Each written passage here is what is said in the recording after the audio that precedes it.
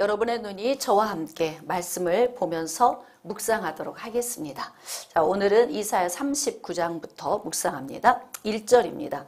그때에 발라단의 아들 바벨론 왕 무로닥 발라단이 히스기야가 병들었다가 나았다함을 듣고 히스기야에게 글과 예물을 보낸지라. 지금 그 히스기야가 병들었다 나은 사건, 이제 병이 들어서 하나님께서 이제 유서를 작성을 해라. 그리고 집을 정리하라. 네, 이 말씀을 주셨을 때 히스기야가 벽으로 낯을 향하고 하나님께 막 통곡하면서 기도했다. 그랬더니 하나님이 그 기도를 들으시고 어떻게 하셨어요? 응답하셨죠? 15년 생명을 연장시켜 주셨어요. 자, 그래서 이제 집을 정리하라고 했는데 히스기야가 기도함으로 인하여서 응답을 받았고 그 응답은 15년 연장을 받은 그 이제 사건이었거든요. 근데 그래도 이제 한 나라의 왕이잖아요. 왕이 병들었다가 나았대. 이게 이제 주변국들에게 이제 소문이 난 거예요. 근데 지금 이게 역사적으로 좀 보면 여기가 지중해에 있고요. 갈릴리 바다와 사해 바다. 제가 항상 이스라엘을 그릴 때마다 딱 여기 두 개 이렇게. 여러분이 이게 나오면 아, 이스라엘 땅을 그렸구나 이렇게 생각하시면 돼요. 근데 이제 이 근동 지역에 있는 나라들, 자, 지금 현재 히스기야 사건이 일어났을 때는 언제냐면 북이스라엘은 이미 멸망한 상태이고 남유다의 아수르가 쳐들어와서 몇 개의 성읍을 막 지금 이렇게 점령하고 있는 상황이에요.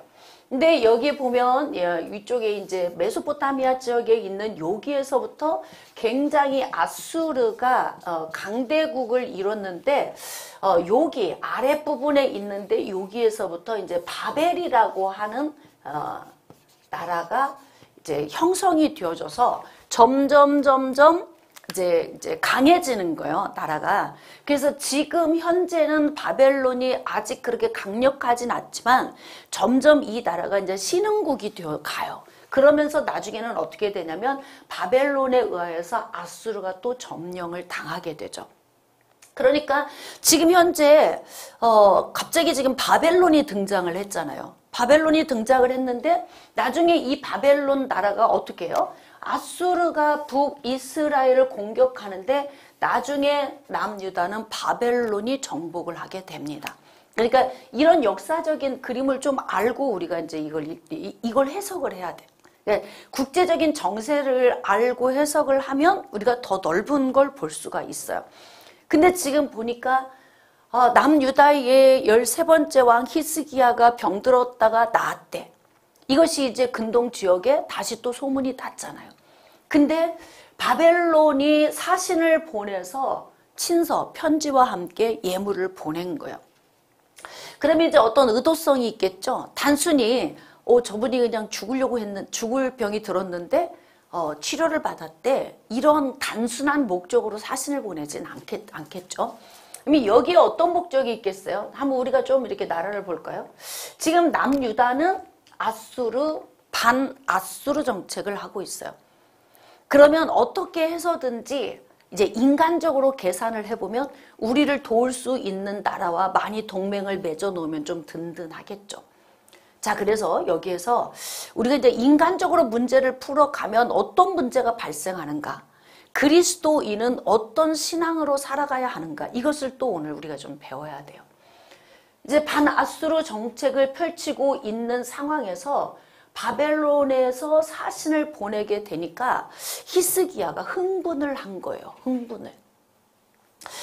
이제 이들이 왔을 때 이들과 어떤 좋은 관계성을 맺고 그로 인해서 아수르의 공격을 좀 이겨볼 수 있는 어떤 힘, 이런 생각도 할 수 있어요. 그렇죠? 한 나라의 왕이니까 당연히 할 수 있어요. 그러나 중요한 건 그걸 그렇게 생각을 할 수는 있지만 하나님의 우선순위에 있어야 된다는 거. 항상 우리는 인생에서 어떤 문제를 풀어갈 때 하나님이 제1순위예요. 그리고 하나님을 의지하는 것이 가장 먼저 있고 그 다음에 육신적인 문제도 서로 동맹도 맺고 도움도 받고 하지만 그 과정 중에서 하나님이 일하심을 절대 잊어버리면 안 돼. 근데 지금 그렇게 신앙이 좋고 얼마나 믿음이 좋으면 너 집 정리해. 이제 유언장 써. 그리고 이제 내가 너 데려갈 거야. 하나님이 이렇게 말씀하시는데 전 지금 죽을 수 없어요. 하나님. 저 좀 살려주세요. 그리고 그냥 기도하잖아. 그 믿음의 사람이에요. 그리고 히스기야는 대체적으로 다윗이 간 길로 갔던 사람이거든요. 그래도 영적으로 문제 일으킬 수 있다. 항상 사람은 동일하게 살기가 어려워요. 성령이 충만한 것을 늘 유지하며 사는 것이 가장 좋지만 그것이 그렇게 쉽지 않다는 이야기예요. 그러니까 히스기야는 기도해서 질병을 치료받았고 그리고 하나님의 은혜에 붙들려 살고 있지만 순간에 이제 이 상황을 어떻게 이 부분을 히스기야가 풀어갈까요? 이제 바벨론에서 사신이 왔을 때 이제 히스기야의 반응을 좀 보겠습니다. 2절.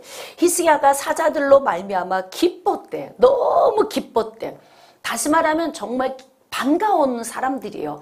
자, 반갑다는 이야기는 뭐예요? 대적자가 아니라 저들이 내 편이구나. 뭔가 내가 저들을 통해서 힘을 좀 키우고 유익을 얻을 수 있겠구나 라고 할 때 기쁜 거예요. 저 사람이 나에게 유익한 사람이면 기쁘고 저 사람이 나에게 무익한 사람이면 우리는 별로 관심이 없어요. 지금 히스기야가 바벨론 사신들을 보면서 굉장히 기뻤대.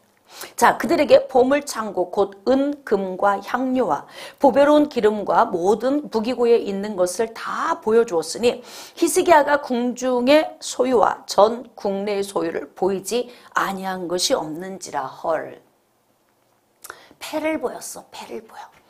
여러분, 우리가 이제 인생 살아가면서 우리가 좀 가까우게 지내고 싶거나 또는 아주 친분이 있는 사람이 곁에 있으면 막 패를 다 보여주잖아요. 이렇게. 예, 나 지금 이렇게 패를 가지고 있다.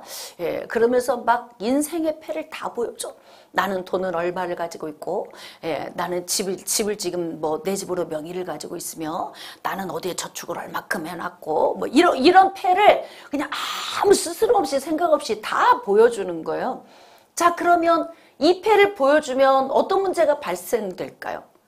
패를 보여주면 내가 패배할 수밖에 없는 상황이 오는 거예요. 그래서 인생을 살면서도 좀 지혜롭게 적당하게 약간의 패를 좀 보여주고 좀 궁금한 부분이 있으면 살짝 좀 넌지시만 하면 좋은데 내 인생의 패를 다 뒤집어 엎어서 다 보여준다. 그러면 정말 어리석은 거죠. 그런데 히스기야가 지금 바벨론 사신들에게 안 보여준 것이 없대. 그러니까 왕궁 곡간 또 뭐 성전 안에 있는 곡간 또 개인 곡간 전부 다 열고 다 보여줬다는 거예요. 자, 그러면 어떻게 될까요? 사람은 제가 말씀드렸잖아요. 사람과 사람이 어우러져 사는 이렇게 사람과 사람이 어우러져서 사는데 이 안에 죄성이 다 들어있어. 그래서 언젠가는 좋았지만 언젠가는 나빠질 수도 있어요. 관계가. 언젠가는 사랑하는 관계이지만 언젠가는 원수가 될 수도 있어요. 그래서 사람은 항상 이런 부분을 염두에 두고 살아야 돼요. 예를 들어서 지금은 바벨론과 친바벨론 정책을 해서 동맹을 맺을 수도 있겠지만 언젠가는 바벨론에 의하여서 삼킴당할 수도 있겠죠. 그러니까 적절하게 패를 보여줬어야 돼요. 자, 그런 지혜가 우리에게 필요한 거예요. 근데 자 3절이지 하나님의 성령이 이사야에게 임하신 거예요. 이에 선지자 이사야가 히스기야 왕에게 나와 묻되 벌써 나왔잖아. 그럼 뭐예요?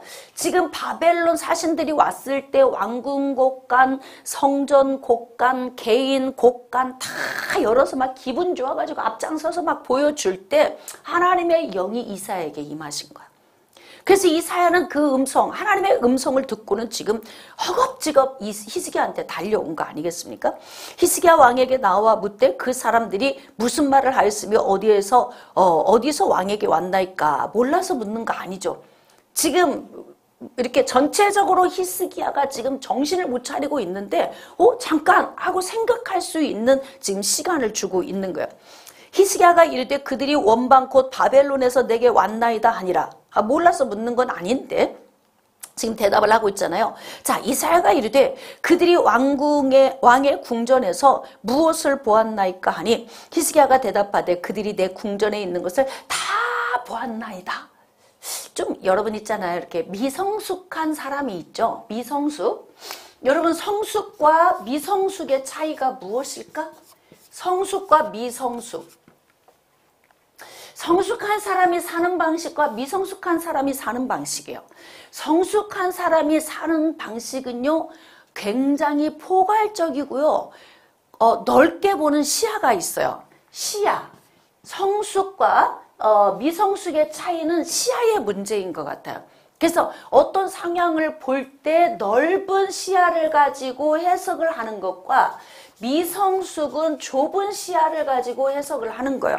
그러니까 어린 아이들처럼 예를 들면 너 이거 왜 이랬어? 그러면 그냥 무서워해. 그리고 그냥 사랑해. 그러면 그냥 좋아해. 그 이상도 이하도 없는 거예요. 근데 어른이 되고 성숙해지면 사랑해. 그러면 저 사람이 무슨 마음 안에 어떤 목적을 가지고 있지? 여기까지 생각할 수 있는 게 성숙이거든요.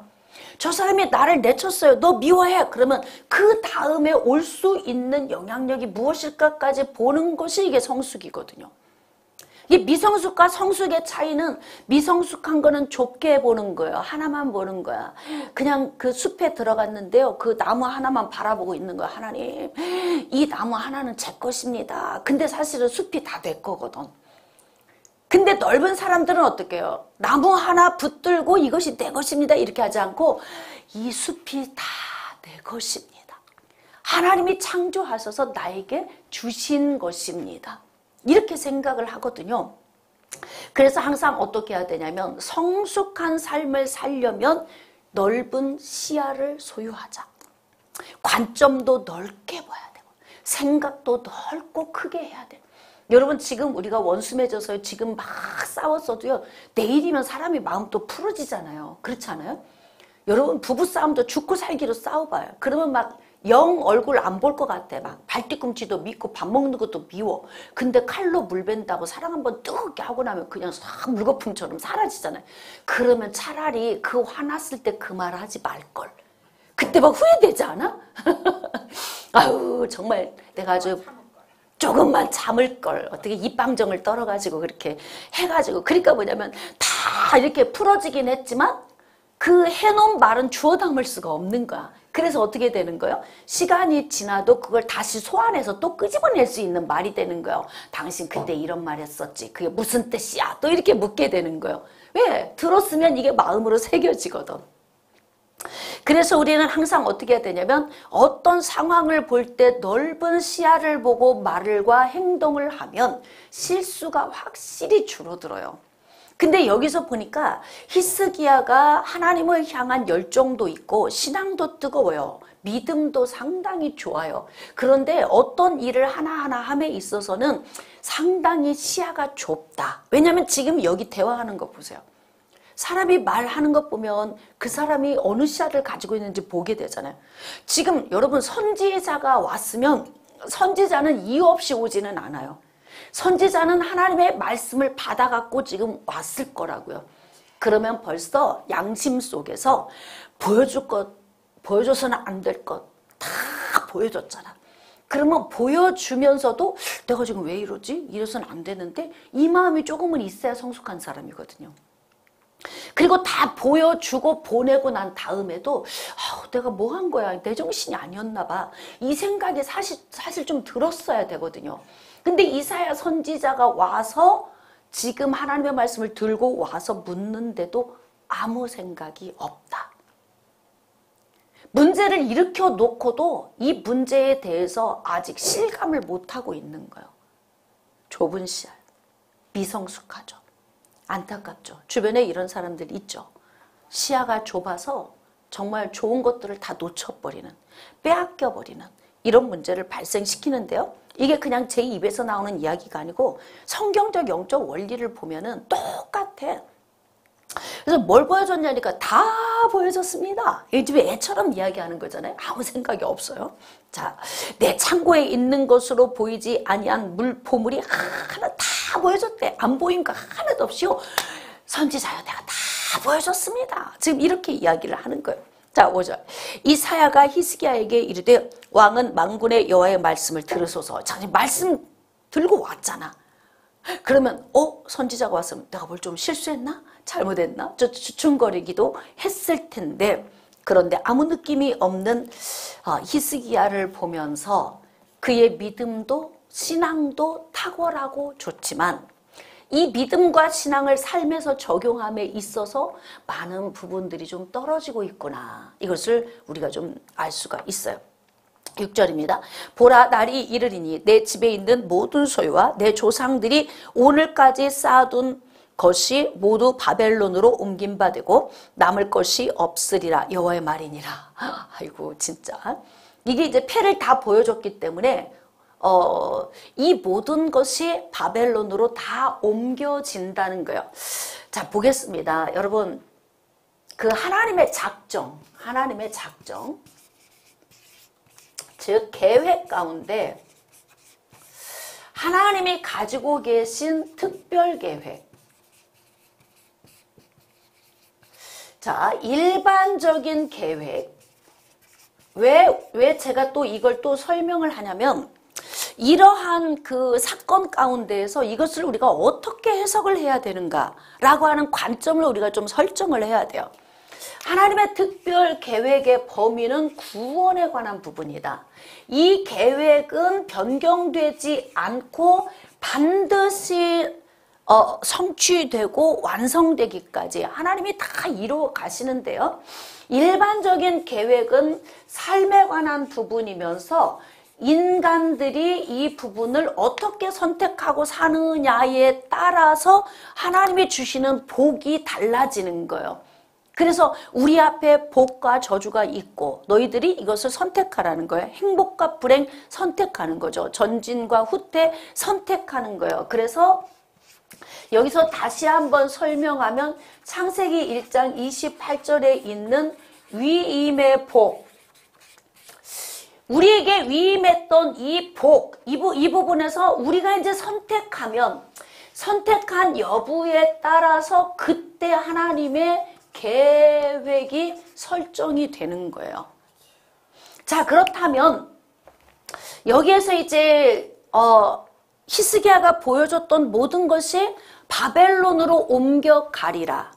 그러면 나중에 BC 여기에서 586년에 바벨론을 통해서 예루살렘이 함락되고 남유다가 멸망할 때 이때 왕궁도 성전도 전부 다 불에 타 회파되고 그리고 모든 집기류가 다 바벨론으로 옮겨갔거든요.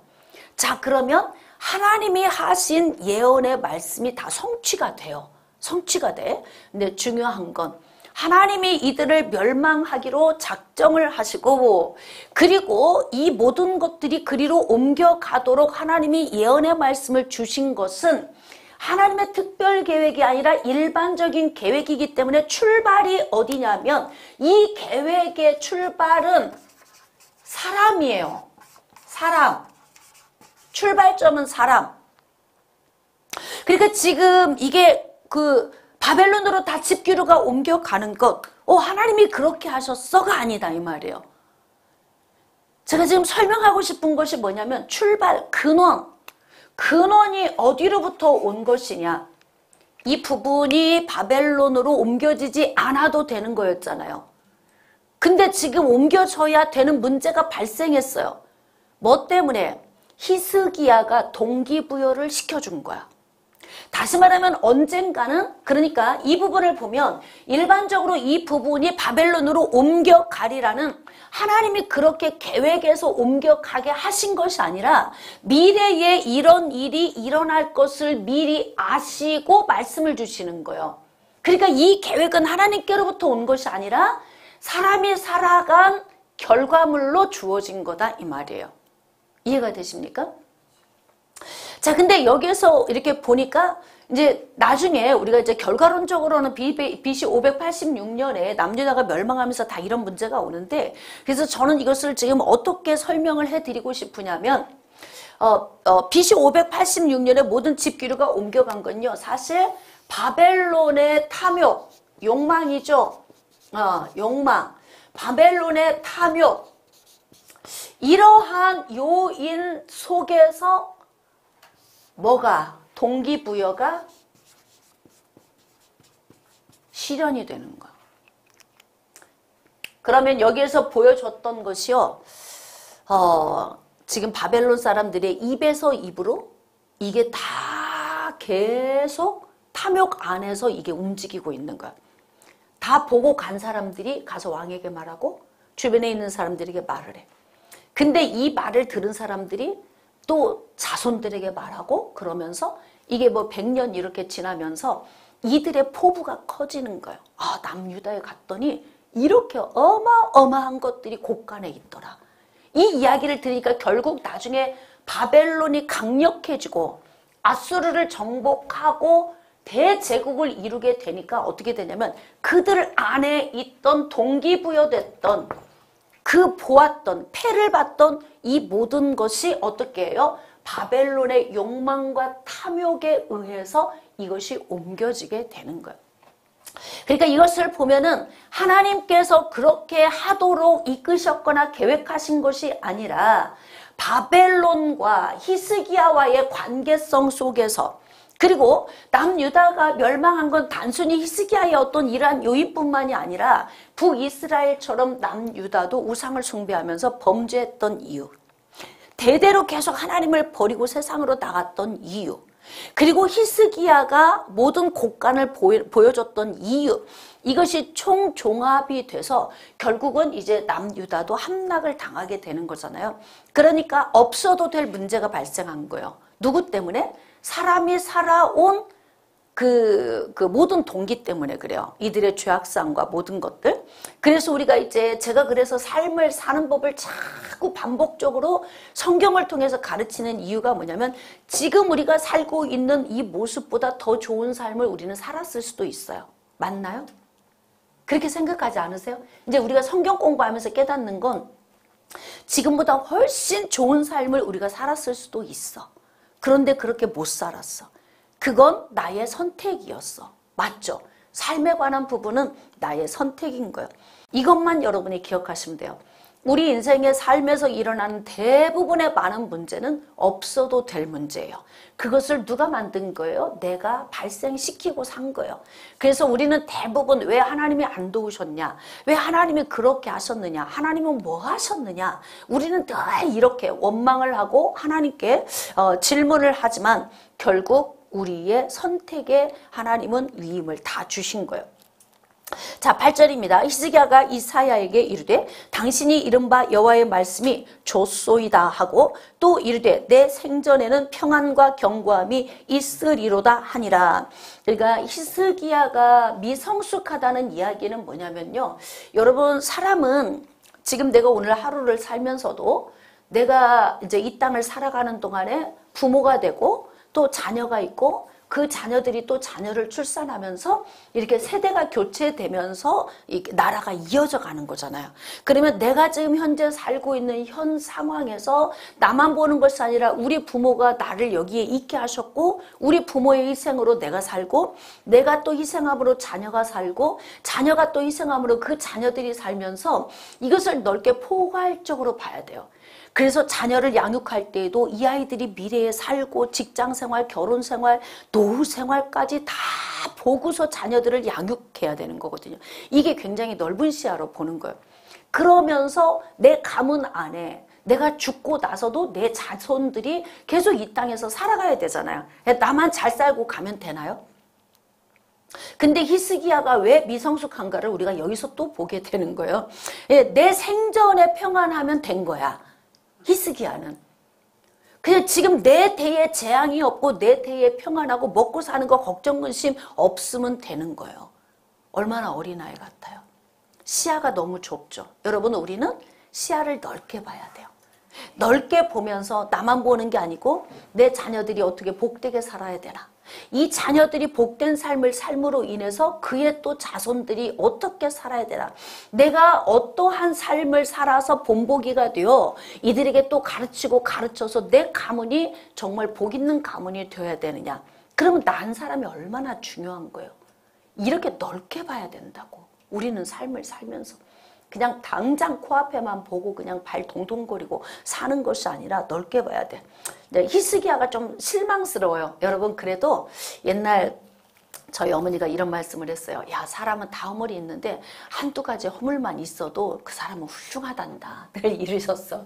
네, 그러니까 사람은 다 장단점이 있지만 허물이 조금 한두 가지 허물이면은 그래도 그 사람은 참 훌륭한 사람이다.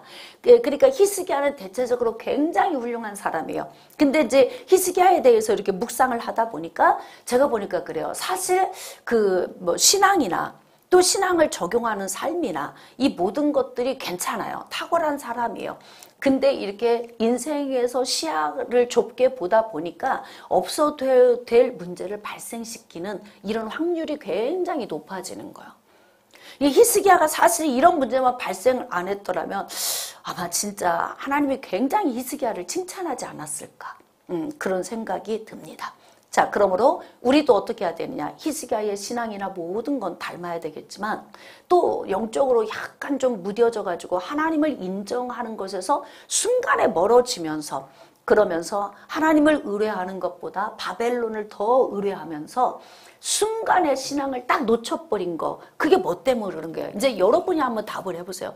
순간에 신앙이 막 바닥으로 훅 추락했어. 뭐 때문에 그런 거예요? 실수. 그러니까 이 실수가 어디에서 온 거야? 미성숙에서 온 거다. 좁은 시야에서 온 것이다. 그러니까 신앙이 좋은 사람은요, 시야가 넓은 사람이에요. 그리고 시야가 넓은 사람이 신앙이 좋을 수밖에 없어요. 근데 히스기야는 신앙이 좋음에도 불구하고 이런 실수가 온 이유가 뭐냐면 그의 좋은 신앙만큼 시야가 못 따라가 준 거야. 그러다 보니까 이런 문제가 발생된 거예요. 40장 1절 너희 하나님이 이르시되 너희는 위로하라 내 백성을 위로하라. 하나님은 항상 이렇게 매서운 말씀을 주시지만 그래도 하나님은 항상 회복의 말씀을 주세요. 그래서 우리가 하나님 은혜 안에 붙들려 사는 것 같아요. 여러분 지금 하나님께서는 바벨론에 의하여서 멸망에 대한 부분을 예언을 하셨어요.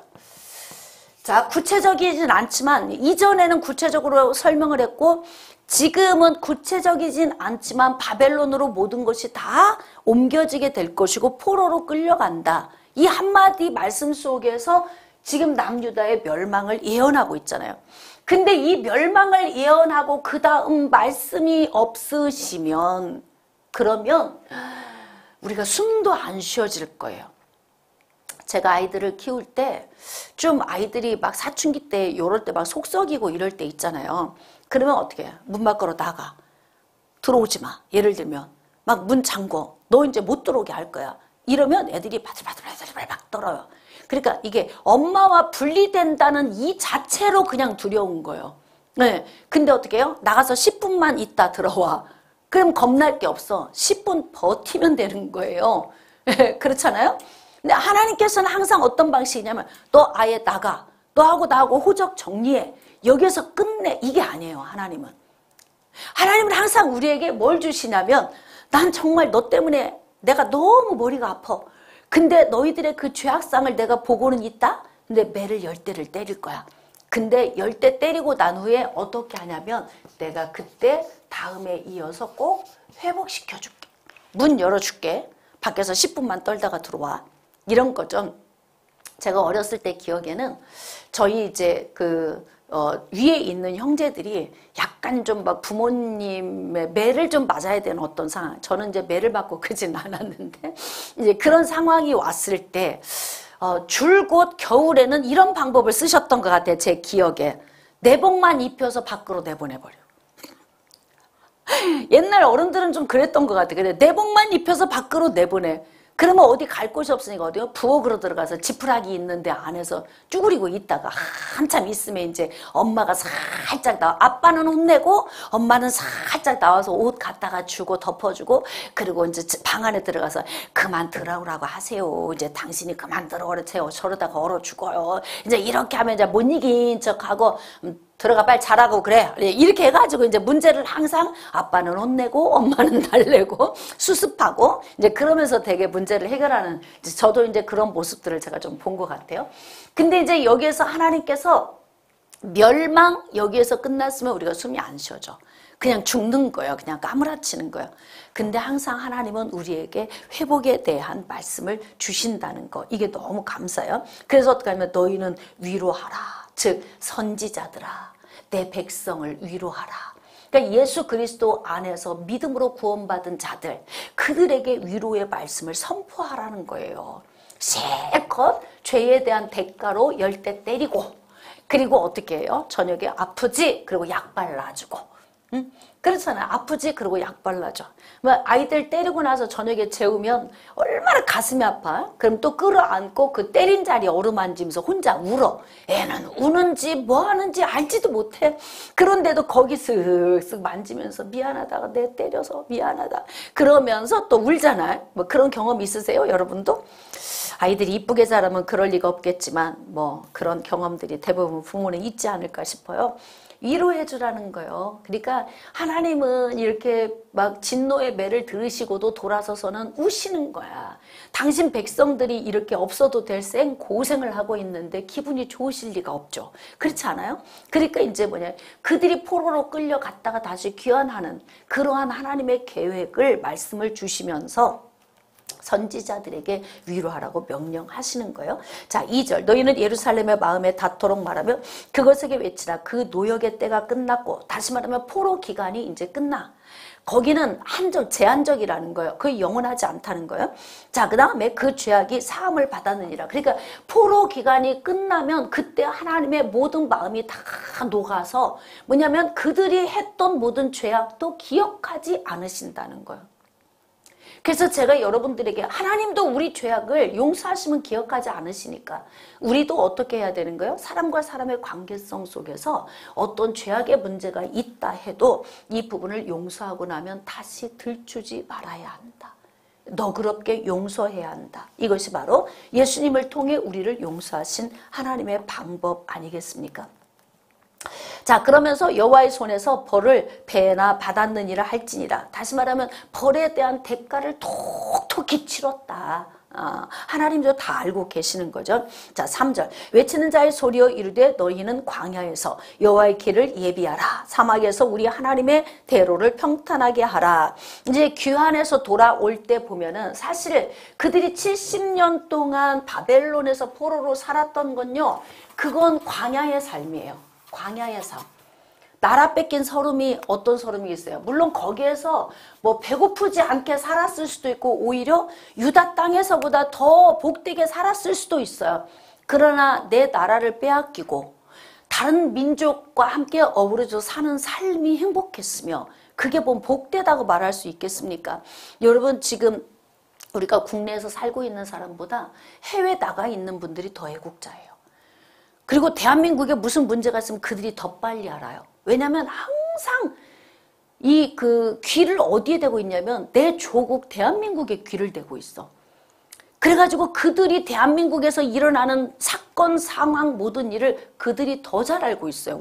우리는 그냥 하루 그냥 사는 거야. 아무 문제 없이 고향을 그리워하고 그 나라를 사랑하는 그 애틋한 마음으로 그렇게 귀를 기울이고 살고 있잖아요.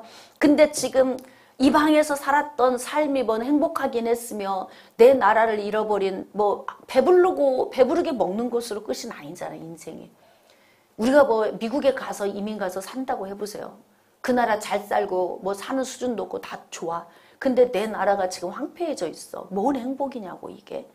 내 혈족들이 다 가난하게 살고 있는데.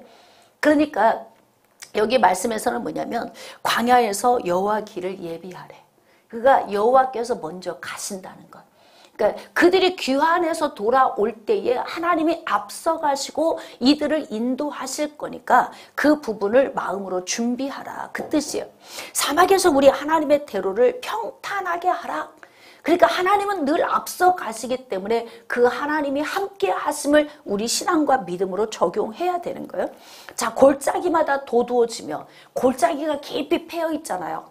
이들의 그 낮은 자존감, 바벨론에서 이미 나라를 잃어버린 서름, 이것 때문에 얼마나 자존감이 낮아져 있어요. 그런데 지금 하나님께서 70년 만에 귀환해서 돌아오게 하실 때는요, 골짜기가 도두어진대. 봐라, 우리가 나라를 뺏겨서 이렇게 포로의 삶을 살았지만 내 하나님이 우리를 인도하시고 광야에서 이렇게 하나님이 앞서가시면서 하나님의 대로가 열리고 그분이 우리를 인도하신다. 그러면서 막 이 영적 자존감이 막 이제 올라가기 시작하는 거예요.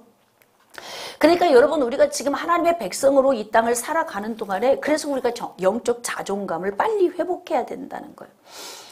그 다음에 언덕마다, 산마다, 언덕마다 낮아지고 고르지 아니한 곳이 평탄하게 되고 또 험한 곳이 평지가 될 것이요. 모든 것이 뭐냐면 순탄하다. 인생의 삶이 그냥 시온의 대로처럼 열리는 것처럼 언제?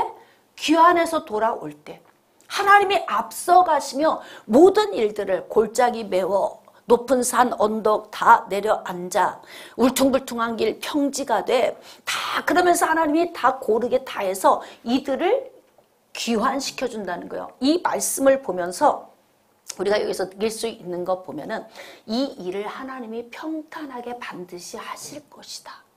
그것을 우리가 읽을 수 있어요.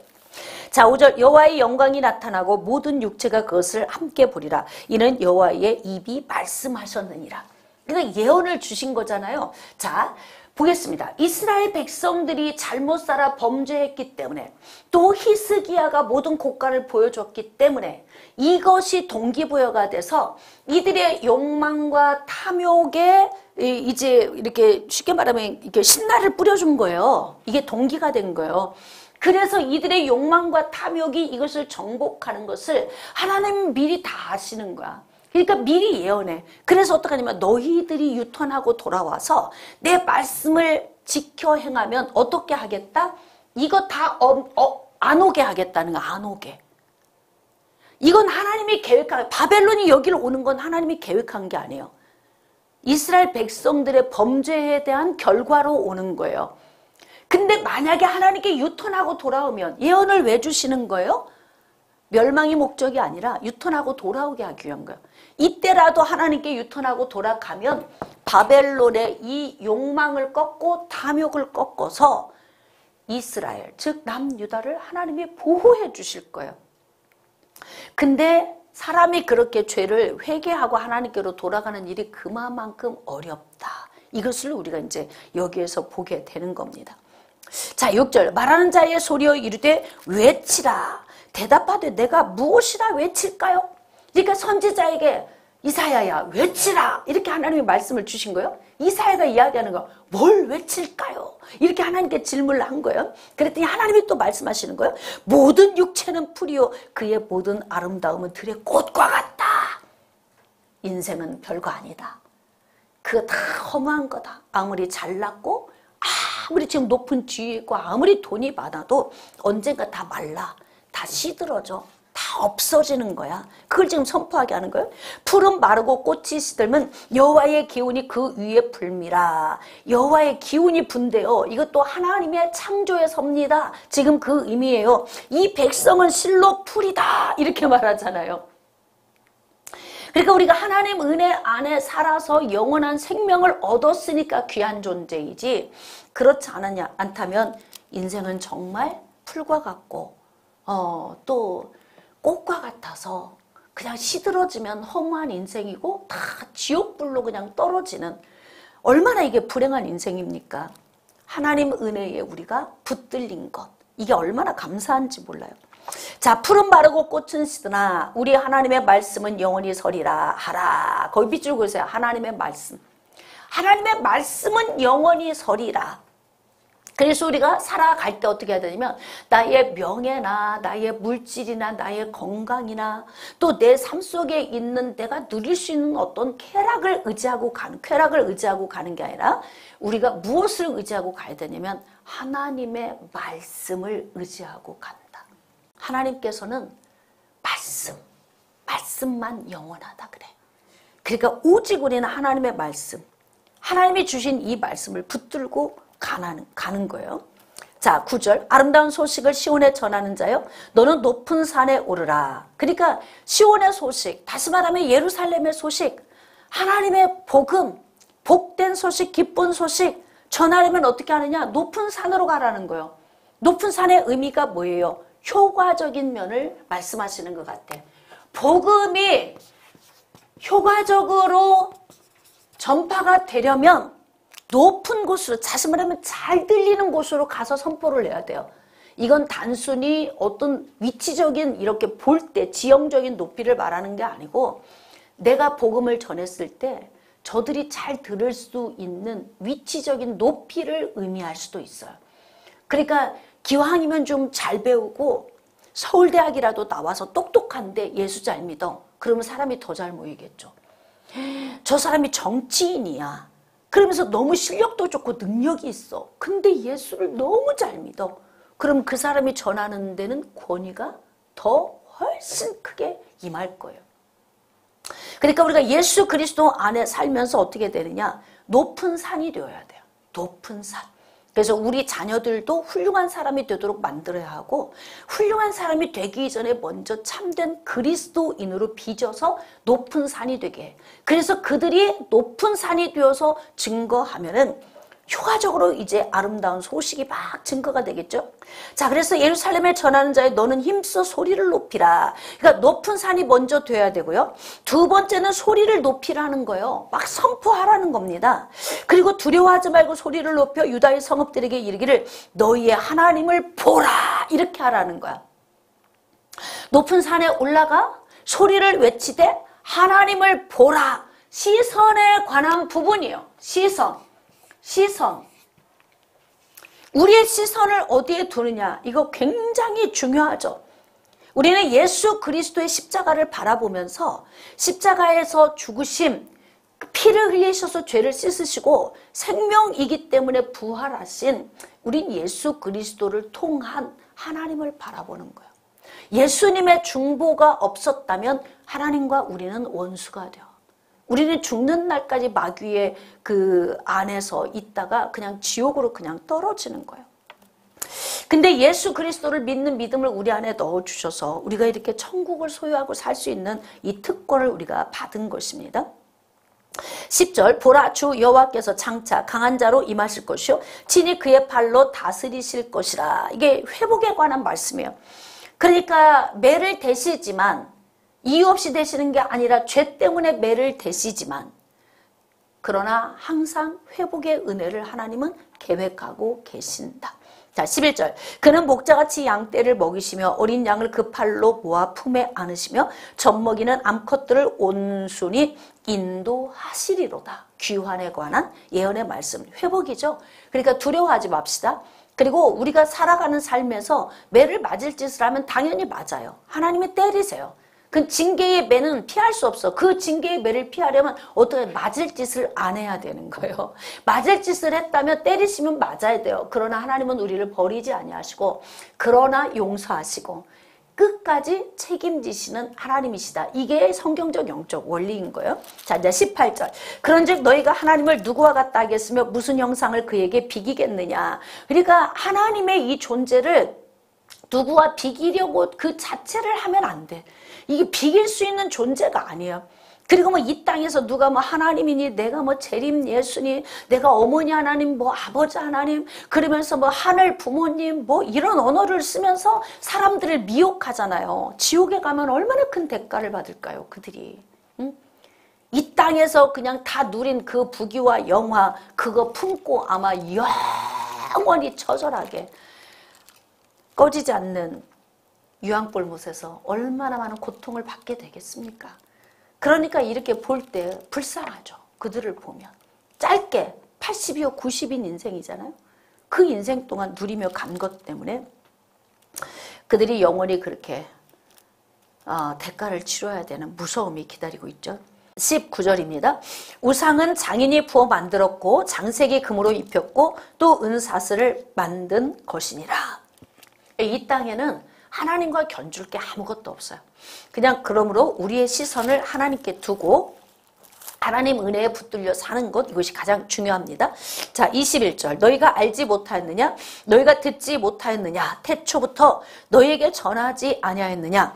땅의 기초가 창조될 때부터 너희가 깨닫지 못하였느냐? 지금 하나님은 창조주 하나님이시다. 창조주. 이 땅의 모든 출발이 하나님으로부터 출발된 거예요. 창조주 하나님으로부터. 그렇기 때문에 하나님 이외에 그 어떤 존재도 존경받을 수 있는 존재, 또 신처럼 숭앙받아야 되는 존재가 하나도 없어요. 근데 더 중요한 건 인간은 손으로 부어 받는 걸 숭배한다는 거야. 여러분, 이게 하나님은 질투의 하나님이신데 그래도 좀 자존심이 있지. 하나님도 좀 하나님과 견줄 만한 것을 좋아하면 야, 그래도 좀 좋아할 만하다 이러고 좀 이해라도 하시지. 어떻게 인간의 손으로 만든 것을 숭배하느냐. 이게 정말 하나님이 아주 그냥 피가 거꾸로 솟는 문제 아니겠어요? 에? 어디 밖에 가서 좋아해도 나보다 좀 괜찮은 사람을 좋아하면 이해가 좀 되련만, 나보다 훨씬 떨어진 사람을 좋아해가지고 좋다고 그러면 피가 거꾸로 솟는 거야. 똑같아. 하나님과 견줄 게 없는데 하나님처럼 숭배하는 것들이 있어 하나님의 피가 거꾸로 솟는 거야. 이게 정말 징계의 매를 받을 수밖에 없는 요인이 되는 거죠. 25절. 거룩하신 이가 이르시되 그런즉 너희가 나를 누구에게 비교하여 나를 그와 동등하게 하겠느냐 하시니라. 너희는 눈을 높이 들어 누가 이 모든 것을 창조하였나 보라. 하나님의 모든 걸 창조하셨고 하나님은 창조주이시고 하나님이 세운 계획은 반드시 이루어지며 그 안에서 하나님은 하나님의 백성들을 징계도 하시고 회복도 시키신다. 그 하나님에게 시선을 두라 이렇게 말씀하시는 거죠. 28절. 너는 알지 못하였느냐? 듣지 못하였느냐? 영원하신 하나님 여호와 땅끝까지 창조하신 이는 피곤하지 아니하시며 곤비하지 않으시며 명철이 없으시며 피곤한 자에게는 능력을 주시며 무능한 자에게는 힘을 더하시나니 소년이라도 피곤하며 곤비하며 장정이라도 넘어지며 쓰러지되 오직 여호와를 앙망하는 자는 새 힘을 얻으리니 독수리가 날개치며 올라감 같을 것이요 다른 박질을 하여도 곤비하지 아니하겠고 걸어가도 피곤하지 아니하리로다. 야, 이게 영적인 원리를 보면 하나님을 앙망하는 자, 하나님과 동행하는 자. 여러분 참 이제 제가 그 치유사역을 오랫동안 해오면서 영성훈련학교에서 이제 오랜 세월 가르치잖아요. 근데 보면요, 진짜 눌려있는 사람들이 있어요. 근데 그 눌려있는 사람의 특징이 뭔 줄 아세요? 피곤해. 그렇게 피곤해. 우리가 영성훈련학교에서 배운 거 한번 복습해 볼까요? 이 피곤이 오는 세 가지가 있다 그래서, 물론 더 많은 게 있지만 크게 첫 번째, 노동을 통해서 온다. 두 번째, 질병을 통해서 온다. 세 번째, 눌림을 통해서 온다. 노동은 숙면을 취하면 돼요. 푹 자고 일어나면 돼요. 질병은 치료를 받으면 돼요. 눌림은 어떻게 해야 돼? 잘 먹어도 피곤하고 잠을 푹 자도 피곤해. 이 눌림은 어떻게 해야 됩니까? 눌림에서 자유롭게 되어져야 돼. 하나님께서 예수 그리스도를 이 땅에 보내실 때 누가복음 4장 18절 이하의 말씀에 주의 성령을 그에게 부으셨다 그래. 가난한 자에게 복음을 전하게 하시려고. 그리고 어떻게? 포로된 자를 자유롭게, 눌린 자 자유롭게, 눈먼 자 눈을 뜨게, 그리고 주의 은혜의 해를 전파하게. 그러니까 여기 말씀에도 보니까 하나님을 앙망하는 삶, 즉 동행하는 삶은 우리를 피곤치 않도록 하시고 우리를 어떻게 한다? 새 힘을 얻는 자유함을 우리에게 주신다. 그러니까 영적 원리로 보면요, 이렇게 영적으로 많이 눌려 있는 사람들이 인생이 재미가 없어요. 우울하고 슬프고 무기력하고 눌리고. 이게 왜 그래? 인생에 문제가 와서라고 생각할 수 있잖아요. 문제 없는 사람이 어디 있어? 아픔 없는 사람이 어디 있고 슬픔 없는 사람이 어디 있으면 힘겨운 인생에 우여곡절이 없는 사람이 어디 있겠어요? 근데 그럼에도 불구하고 그런 문제를 훌쩍 뛰어넘어 이겨낼 수 있는 힘이 바로 뭐냐면 여호와를 앙망하는 거예요. 동행하지 않고 어떻게 앙망을 해요? 같이 하지 않는데 어떻게 바라봐요? 그래서 제가 여러분들에게 늘 하나님과 친밀한 이 훈련을 해야 한다. 그러면 하나님께로부터 오는 새 힘이 임해요. 그러니까 장정도 넘어지고 자빠진다 그러잖아. 그런데 누가 영원히 쓰는 거예요? 여호와를 앙망하는 자가 새 힘을 얻으리라. 그러니까 영적으로 깨어서 하나님 은혜 안에 서 있는 자가 복을 받으니까 자, 좀 정리해 볼까요?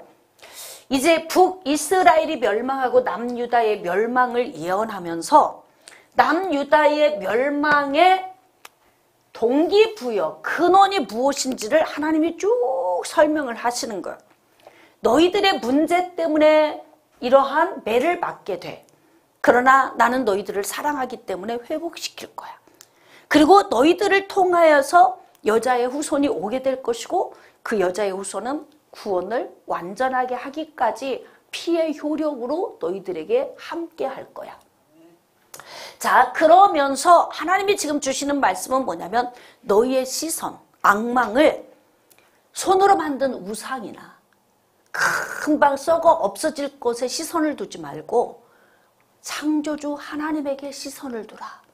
지금 이사야 선지자를 통해서 유다 백성들에게 예언의 말씀을 주시는 것은 시선을 좀 정확하게 설정을 하고 하나님께 두고 그리고 하나님과 동행하고 친밀하게 살면 사실 그렇게만 되면요. 남유다 멸망 이거 다시 회복할 수 있어요. 근데 그렇게 안 하니까 결국 멸망이 오는 거죠.